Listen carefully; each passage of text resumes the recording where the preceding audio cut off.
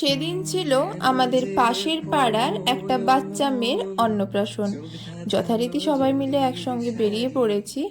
আর সামনের গেটটা দেখো কতটা সুন্দর, তাই না? এরপর সবাই মিলে একসঙ্গে ভিতরে চলে গেলাম। কেন যে পড়ো অমন। বাচ্চাটার নাম জিশিতা। কতটা কিউট, তাই না? সেদিনকের শো স্টপার ছিলেন ইনি। রংটি তোমায় মানায় ভারী। এরপর রাধা মাধবের প্রসাদ গ্রহণ করে চলে গেছিলাম মূল উদ্দেশ্যে। আরে খাওয়া দাওয়া তো করতে হবে নাকি। ফার্স্টেই ছিল ভেজ বিরিয়ানি আর পনির পকোড়া, সাথে চাটনি। এরপর ছিল সয়া চিলি, দেন দেওয়া হয়েছিল ভাত, ডাল, চচ্চড়ি, ঘন্ট এটসেট্রা। এরপর ছিল বেসনের কোনো একটা বড়ার ঝোল, ঠিক বুঝতে পারলাম না, বাট ছিল খুব টেস্টি।